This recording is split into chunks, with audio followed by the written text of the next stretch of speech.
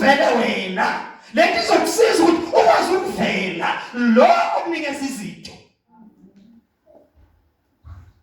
Usabona? Sekunikela la ethempelini. Wahlala eBhayibhelini ethi kwalosuka bena kumbono, bena kungishiphishini, bena kungishiphembo likaJehova.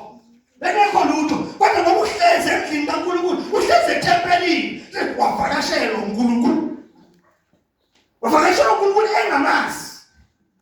Ngoba umuntu usethempelini.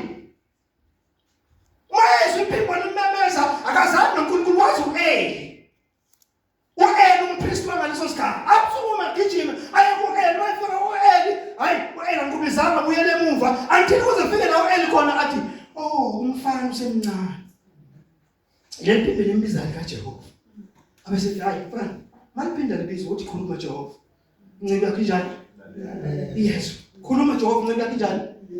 Lalela zonke lezi zinto zokufinyelela lapho uziphimbo libiza ene malikubiza iphimbo iphimbo uzulazi ukuthi likabani. Lokuzwa nje iphimbo uzulazi iphimbo ukuthi kube nabantu abadala ukuthi elikaNkulunkulu iphimbo zitholakala la endlini kaJehova. Zifundiswa lona akayifundiswanga ukuthi iphimbo limbiza avulekele ukuzwa.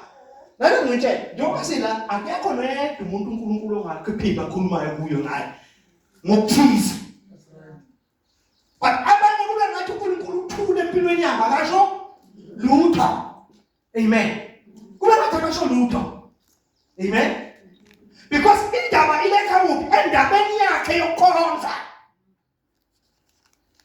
Njengoba ungabongelwe ube no connection ocacile noNkulunkulu, kuletha endabeni yani yokukhonza. When uyesontweni for izizathu zakho. Angazi umezizwe yini? Uyesontweni for izizathu zakho. Nasesontweni masufikile bakhulumela ba-advise according izizathu zakho. Aba-advise ngesizathu zalo okudalile. Kuthi yini ayibheke kuwe? Yini ayifuna kuwe? iBhayibheli lithi zithokozise ngaye. Yena uzoveza isifiso sakhe senhliziyo yakho zithokoze. Injongo bazalwane lokuzala ukufuna uNkulunkulu ukuthi uNkulunkulu simthole emandleni sithola siza ngoba kunoNkulunkulu owazi konke ngathi, okwazi ukuvula iminyango evaliwe, okwazi ukuvula iminyango emibi evulwe isitha. Amen bazalwane. Amen. Hallelujah.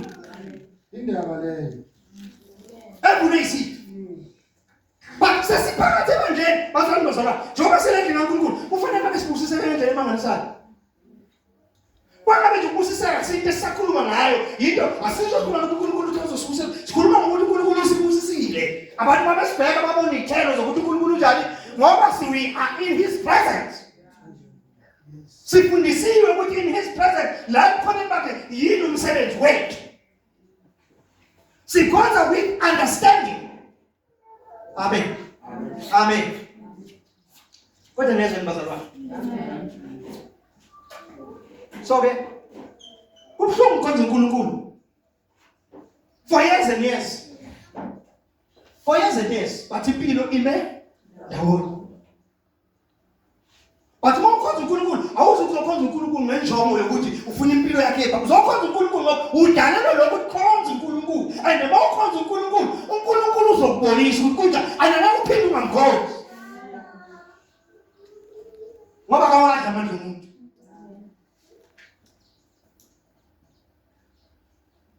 Khona abantu Mdlozini abekho, nakwezinye indawo abekho, nasesontweni futhi abekho abaphelele nakhona. Nasesontweni kanjani? At least bazalwane Mdlozini uma ugxilile khona, liqale likhohlise kube ngathi khona impumelelo ethola.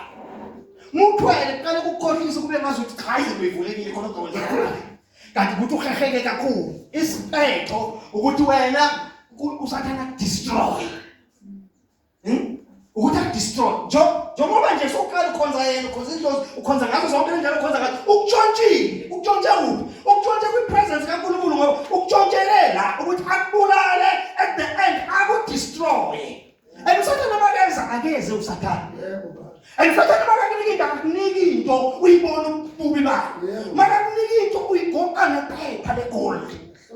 Uyithatha ujabula kanti phakathi lobu gold bayo display ngaphandle kunebhoma mpeleleyo ezokusaphaza. Kunebhoma mpeleleyo ezokusaphaza. So njengoba sifundisa indlela yokukhonza uNkulunkulu, lithi iBhayibheli uNkulunkulu asibusisweni sakhe akanezezeli usizi. Mawuzela uNkulunkulu angeke zenze indlela yakho ngelinye ilanga ukhonza yena ubuye ube nosizi. That's right. That's right. Amen. Kodwa ngilala enkhona kufanele ngizwe kahle. Sikhuluma with the importance of the church. Nezinto kufanele siziqaphele ngebandla. Nathi mase sizi understand ukuthi siyibandla, si understand ukuthi uNkulunkulu ufunani kithi. Ukuthi uNkulunkulu ufuna kithi. Uthi Deuteronomy chapter 1 manje lithi uNkulunkulu esekubusisile. Wakhe izindle ezinkulu wenza yonke into. Ungasho ukuthi konke lokhu kwenze ngamandla akho. Lithi ungakhohlwa Jehova. Lithi ungasho ukuthi amandla akho. Bese lithi uNkulunkulu konke lokhu akunike kona ukunike ngenjongo. Ukunike ngenjongo. Yonke into oyithola kuNkulunkulu. Abantu labalimala khona balimala latheni into abayithola kuNkulunkulu. Abazi uNkulunkulu ukunika ngoba ucabanga ngecovenant yakhe. Ucabanga ngombuso wakhe. uNkulunkulu ufuna ukuthi ube ne-contribution entweni akunikeze yona. Ukunikeza for the sake of the advancement of his kingdom. Amen. Ifunde mama uToli. Deuteronomy 8 verse 18. Kepha womkhumbula uJehova uNkulunkulu wakho ngokuba nguyena okupha amandla okuzuza imfuyo ukuba amise isivumelwano sakhe asifungela oyihle njenganamuhla. Mama. Uyabuza uNkulunkulu ukusakunikile akunika kona. Ukunikile manje. Kodwa ukunike ngoba ecabanga ngokwakhe. Ngoba nawe ungowakhe. Nawe akakudala ukudalele yena. Akakudalelanga wena ukuthi uphile umazibuthe uphile into ethandwa nguwe. Amen. Ukudalele yena. Kuthi kuya yonke into yenzayo cabanga yena akabe uqala kuya yonke into ofuna ukuyenza cabanga uNkulunkulu ukuthi uNkulunkulu kuphi kulomqondo kulento engifuna ukuyenza manje. Imbeka uNkulunkulu iyamthokozisa yini? Ngoba uzidalele yena wena. Udale wena wasidalela yena. Ukuthi yena kuneplan, kunopurpose, kunenjongo enkulu emhlabeni afuna ukuyenza through ibandla. But leli bandla alikwazi ukuphumelelisa injongo kaNkulunkulu if wena unganakile indaba yalo.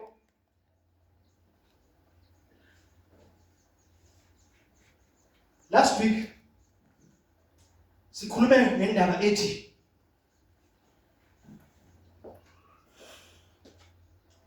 Kulene verse lithi Micah chapter 4 verse 9. Yeah. Micah 4 verse 9. Ngicela ngivule amasilanga ngoba mina ngizobambezeleka mangisayovula. Kodwa phela ngiyazi ngisazodinga nakhona ningathuli. Yani ingane zangumeni. Ingane zangumeni.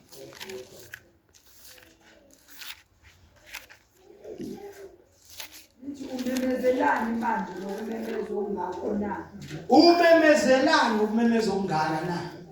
Ayikho inkosi kuwe. Ayikho yini inkosi kuwe? Ubhile umluleki wakho. Ubhubhile yini umluleki wakho? Lokhu ubanjwe yimihelo njengobelethayo. Ubanjwe imihelo njengonjani? Njengobelethayo. Njengobelethayo. Funda ngesingisi. Sheshisa. Quick. Khona umfundisi beshumayela lapha ewall. Uthela umfundisi. But uma ngabe ufunda iBhayibheli ungenayo iKing James. Ungenayo iKing James. Ngeke ulazi kahle iBhayibheli. Bayifuthi uma ufunda iBhayibheli, ufunda iBhayibheli lesizulu njalo, ufunda iBhayibheli lesizulu. Ngeke khona izinto ongeke uzazi. Funda namanye amaBhayibheli ngathi awubantu bakhona abakhuluma njengami. Eyinto phela kuyikhuluma ugcina wasayithembi nawe uthi kodwa sengikhuluma manga. Amen. Hallelujah. Funda phela. Isilisa. Angathuli. Now why dost thou cry out aloud? Is there no king in thine? Is thy counselor perished? For pangs have taken thee as a woman in travail. Be in pain and labor to bring forth. Be in pain and labor to bring forth, O daughter of Zion, like a woman in travail. For now shalt thou go forth out of the city. Siyabonga baba, sekulungile. Likhonile yiyo le King James leyifundayo. Angithi? Ya, likhoni yenyani ngazi ukuthi wena ayizwakala kahle. Asifunde ngelinye umusho ukuthi uzuthithini. Bathona bayithanda ngoba iBhayibheli maliqala translate okokuqala kwi-English isuswa kwi-Greek noma la translatewa kwaba i-King James iBhayibheli lokuqala basebenzisa i-translate. Funda ke kwindawo la kusezwakala khona. Sengifuna ukudlula ko. Yes, Why do you cry now aloud? Why do you cry now aloud? Have you no king? Have you no king? Has the ruler perished? Have the